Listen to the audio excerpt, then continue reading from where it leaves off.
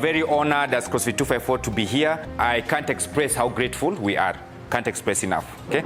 So nitajaribu kuongea about, so can I mix Kiswahili na Kizungu? Okay, Julie, Kiswahili yote. Okay. So I'll try to talk about health, and of course there I'll be a student. Ninyi mnafaa kuwa hapa mkiongea, but I'll attempt. So if I make mistakes, just bear with me. Okay? For my line of work, I have to have some basic or maybe general knowledge of health, just because fitness and health ni not only physical, but like she said, it is physical. What else? Yeah, it's about what happens inside of you too, not just how we look. It's not about the external muscle peke yake. According to most big bodies in the world, 70% of all deaths are attributed to chronic disease. Ukiangalia statistics za Kenya inasema 61.7%, which is roughly still around 70%. That's a huge number of deaths. You know, 70% is, if God forbid, 70% of us would be from here, sisi wote. You see, that's a big number. Yeah. Now, causes ni excess consumption of refined carbohydrates. So hizi chakula zina sukari mingi. Chipo ni moja yazo. What else? Lack of physical activity. Don't even think of CrossFit. Just physical activity. And then the third one is lifestyle. So do you smoke? Unakunywa pombe sana? Kunywa pombe si vibaya, but kunywa pombe sana ndio inaleta shida. Yes? Yes, si vibaya, kunywa pombe sana ndio shida. Okay? Now, hapa kwa hizi causes za chronic disease, then there lies the solution. So then what is the solution? The solution would be, don't eat refined carbohydrates. Carbohydrates seem mbaya, but they are those good carbohydrates, low glycemic. See, that's one. Okay, the second one is, if you're always sitting down, like in the office, you walk only to the car park, enter your car, go home, sit, you know, we have to start being physically active. Who have I described? Some of us maybe? Okay, and then lastly, lifestyle. If you should manage how much alcohol you take, cigarettes, and it's not only those two things, it's other things. So we have something we can do about chronic disease. Unless of course, genetic factors play a big role. Kama umezaliwa nayo, so those things, there are things that we can't really do much about. But even then, we can still do something about it, which is what? Physically active, how you eat, and lifestyle. Okay? Now, sorry? Sleep. And sleep, yes, and rest. Yeah. Okay? So what is CrossFit? CrossFit on the far, that's left, constantly varied high-intensity functional movements. Okay? So constantly varied. We continually vary our exercises. To us, you won't come and find Monday you'll do this exercise, Tuesday this, and the next week Monday you repeat the same thing. For us, we'll vary. Why? So that your body doesn't get used to it, so that you're always changing. Sindio? Once you get used to doing something, what happens? Your stimulus, I bring change to your body. Okay? So constantly varied, and then high intensity. If I would tell you right now, just take a piece of paper and write for me what your goal is: to reduce stomach, to become fit, to gain muscle, whatever your goal would be, to be able to run fast, to sit all the way down. The one thing that I'd give all of you to maximize rate of return of that goal is intensity, but relative intensity. So while he can run probably 100 meters in 10 seconds, I'm slower than him, I'd take 15 seconds. But that's my best. So that's relative intensity. You give your best intense while working out. Okay? So constantly varied, we continually vary our exercises. Intensity relative to all of you. Okay? And then lastly, functional movements. Functional movements are day-to-day movements. These are movements that are born in our DNA, that we are born with. If you look at a kid, who here has kids? Okay, we all know of kids maybe from our loved ones. Is that correct? Yeah? If you look at them, they'll be sitting all the way down, they'll be bending over, they'll be lifting their hands up. They are born being able to do these movements. We don't create them. So for instance, just stand up for me, and then sit back down. So for us in the gym, we'd call that a squat. For doctors, mtasema, marginal capacity to sit and stand. Ni kweli? Yeah? Now, let's all stand up. Or let me see, who thinks they are the fittest hapa LRI? Nani anajua yeye ndio the fittest? Oh, no. See, we are not doing an exercise. It's just a movement. One movement that I want to test. Please come. And there is no failing. Please come. Yes, good. Can I get a gentleman too? One gentleman. So, I want them to get into a position that we were all born. Unless you are born with a deformity, we were all born being able to get into. But now we'll see whether they have lost it or they still have maintained it through the years. Okay, so I'll ask them to stand with their feet shoulder width. And then, so you are my judges. Leo ni nyinyi coaches, mtanisaidia. So feet shoulder width na nataka waende all the way down and their feet to remain flat. So this is what I want you to do. So from here, we'll call this a squat. So it's what he has done, but all the way down. So feet zikae, now you be upright like this. Ready? Set, go. Good. Good. So that is very good. Tuwapigie makofi. Let's clap. Okay, let's all, don't come here, just stand from where you are. So I don't know whether it will work here because of space. But can we try do what they have done? And if you can't, proudly say, I could not, coach. Okay, ready? Ready, set, go.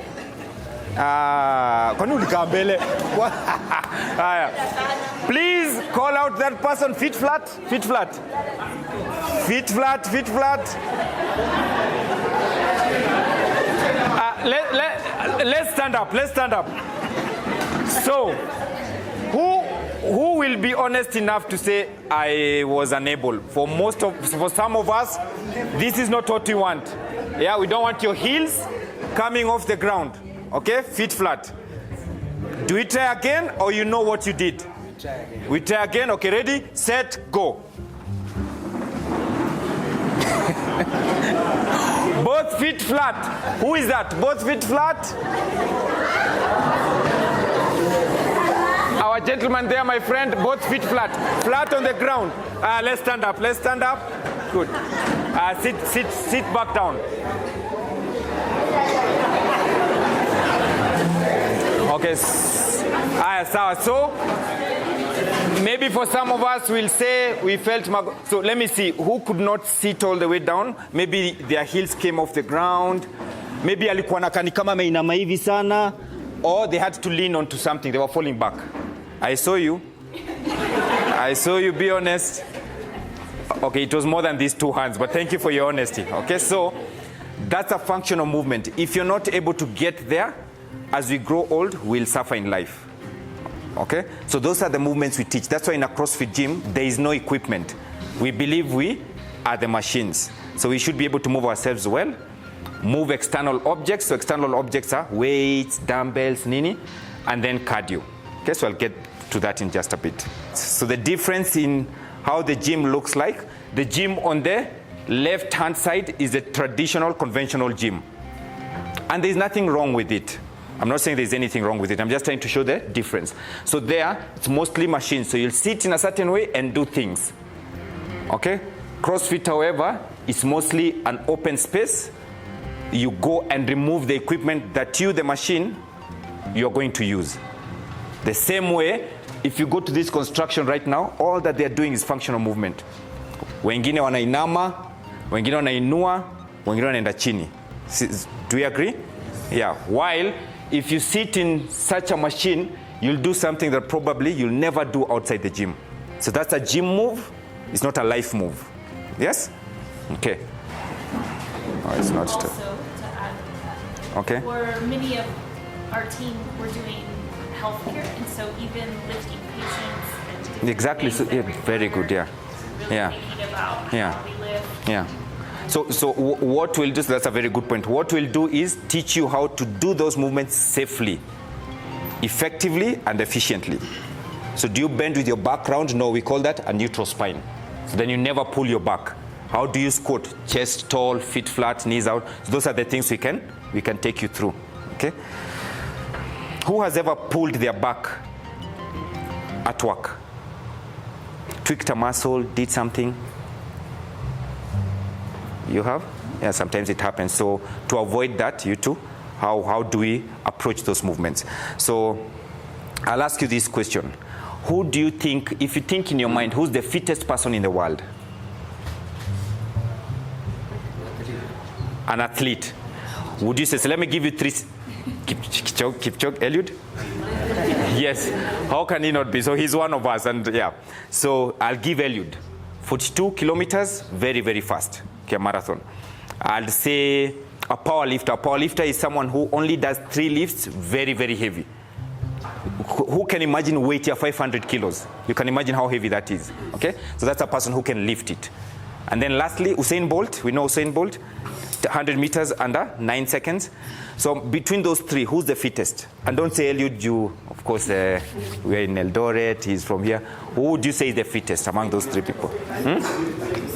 So weightlifter is the fittest? Usain Bolt is the fittest? None is the fittest. Who agrees with Usain Bolt? Ni kama nikisema hii mkono watu hawainui. Who agrees with the power lifter? One person. Who says Eliud? Who doesn't say anything? who says none of them? So wenye wajainua wako wapi? Okay, so why do you say none? Because I think they're each uniquely fit. Yeah. Do you agree? Yes. So for us, we want you to be well developed in these 10. I hope they are so they're not very visible. So it is endurance, the first one, the green from there. So I'm reading endurance, stamina, strength, flexibility, power, speed, coordination, agility, and balance. So if you look at our power lifter, all that he possesses is 2 things, power and strength. But do they have endurance? No. They have flexibility? No. If we look at, did you say Usain Bolt? Usain Bolt, speed he has. Does he have endurance? If you told him to run a marathon, probably some of us here would beat him. Yet he's a legend. Okay? If we say Eliud, Maybe. okay, let me use maybe because he's Kenyan. So he has endurance, he has stamina. Does he have power?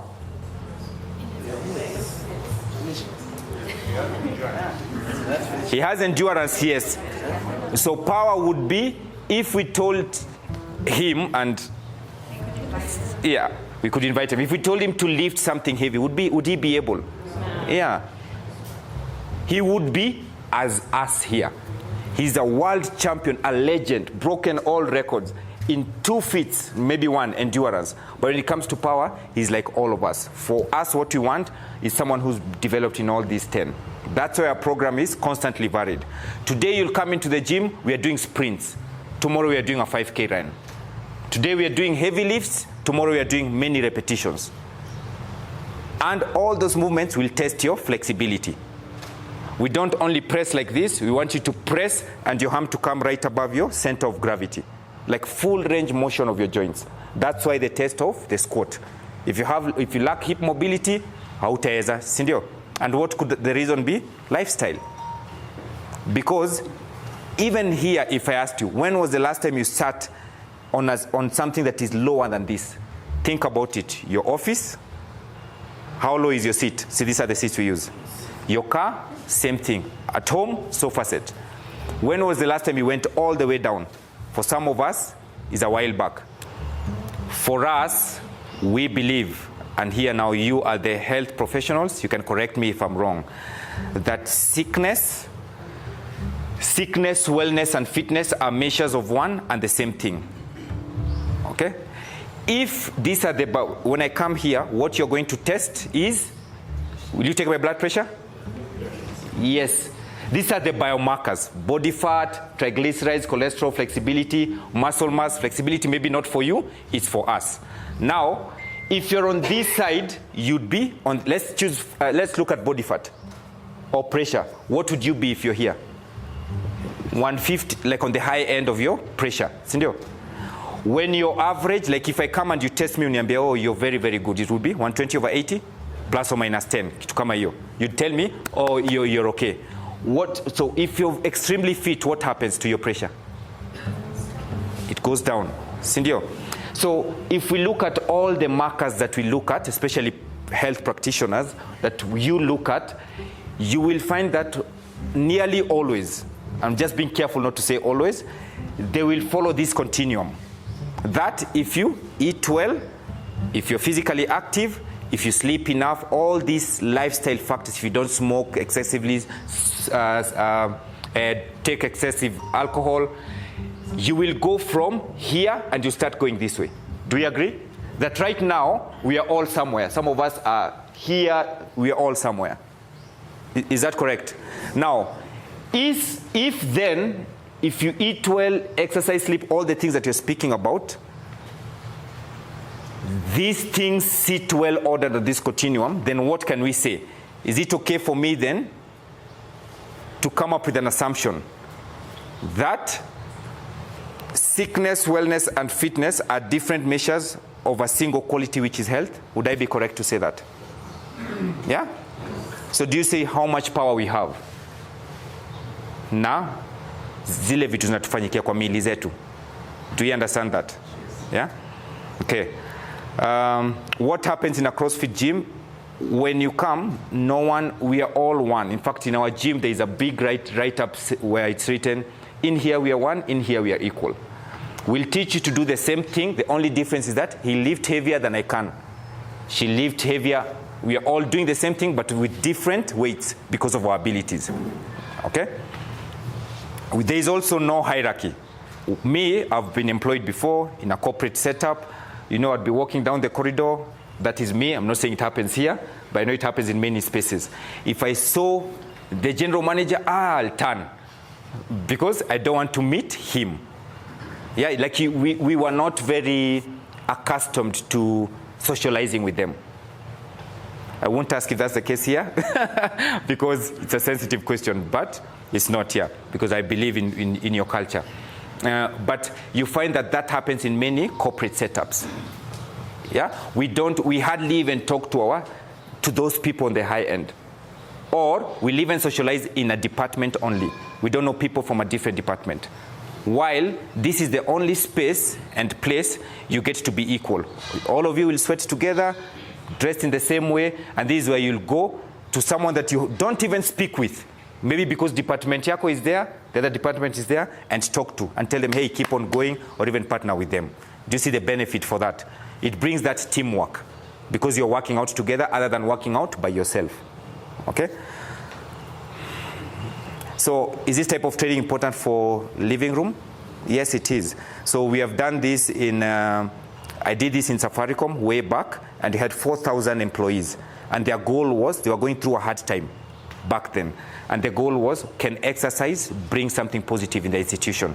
And the facts here do not come from me, it comes from them.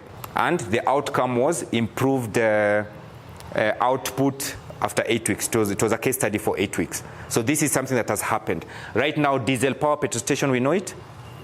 Some of the employees, I did this to them, and they have been our members now for the last maybe 2 years, 2.5, and they have seen these changes. What can exercise do for you as living room, as individuals in living room hospital? It boosts staff morale, engagement, increase team productivity, create a platform where teams engage with no hierarchy. A platform where everyone now there is equal. And then ensure everyone is included in that. We don't matter your background, weight, fitness level, that doesn't matter. Okay? Who has a question?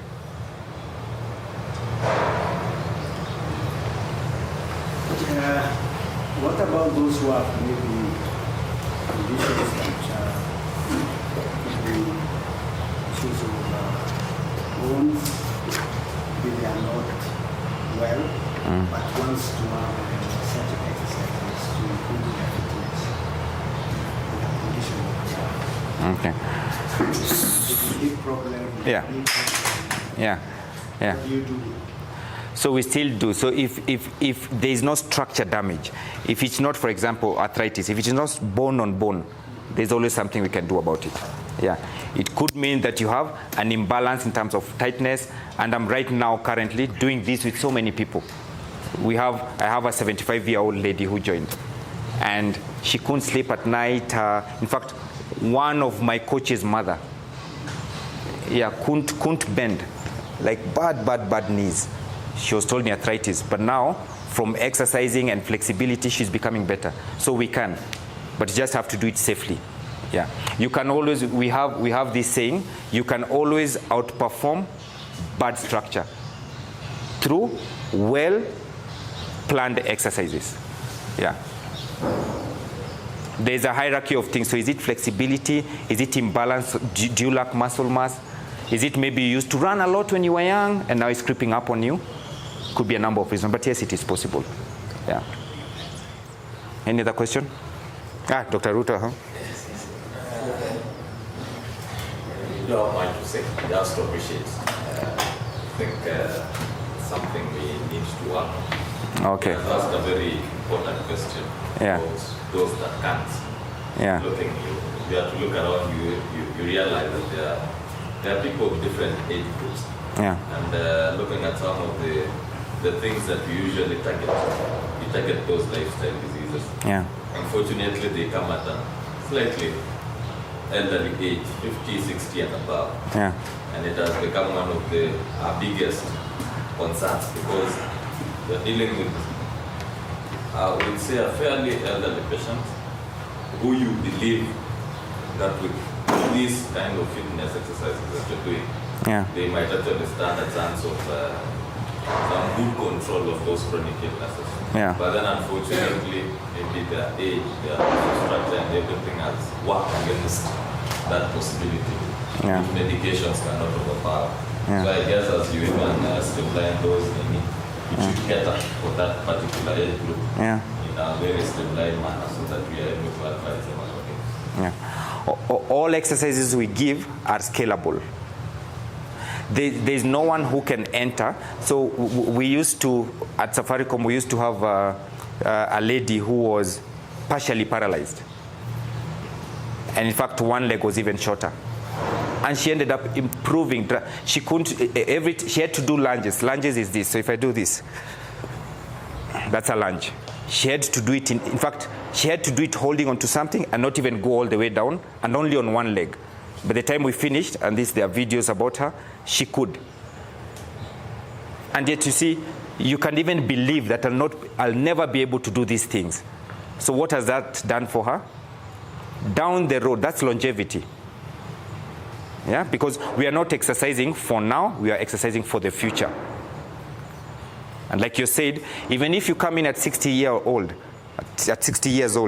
there's something you can do to improve your level of capacity. So our goal is right now, this second, to raise it so high that as we grow old, lazima ishuke. So that's biology, it has to come down. But it doesn't come so far down. Because if it's here, to get to a point, just consider this, the biggest, and I'll close with this, the biggest reason, one of the biggest reasons that people are put in nursing homes is lack of strength. One of the biggest reasons.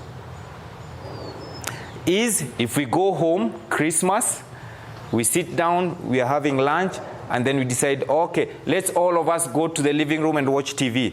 And you realize, oops, one of us hasn't stood up. Why? They can't. Why? They just don't have the capacity to stand. Now, what do you start thinking of? Either we'll bring someone at home to look after them or take them to the nursing homes. So it is very important. But if we start now, we can prolong, we can delay it. Yeah? Okay. We are based at Trooper Mall. That's where CrossFit is. I invite all of you who would be excited to do it. Okay. Ciao. We also do an outreach kind of, maybe we can do a corporate one, but in our space. Yes. Yeah. Yeah. Okay. So, any other question before we go out? If you probably starting to work out and want to use supplements, would you recommend using supplements? If you eat well and you will meet your RDA by what you eat, I don't think. And your job is, you see, like this, the guys kwa mjengo, wakitoka hapo waseme na kuja gym, now maybe. Because they have been physical the whole day and they still want to come and work out, maybe what they eat won't be enough. So then I can tell them, buy some amino acids or, yeah. And also you're not going to compete. you know? Yeah. Have I answered your question? Okay. And we do every so often we'll do nutrition things, challenges, advice on nutrition. So it's not only exercise, a lot happens at 254. That's it from me. If we were going to do some stretches, those who want, we can go, and so that also I see those who couldn't go all the way down.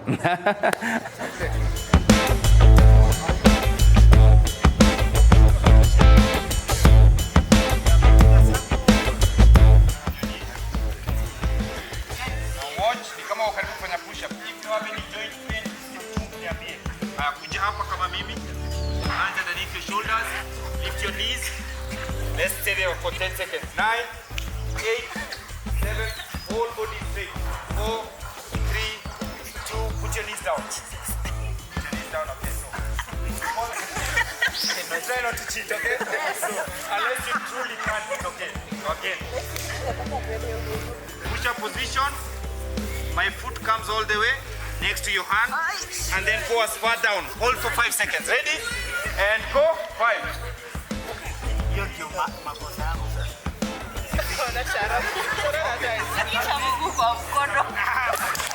Let's accompany him to do another 10.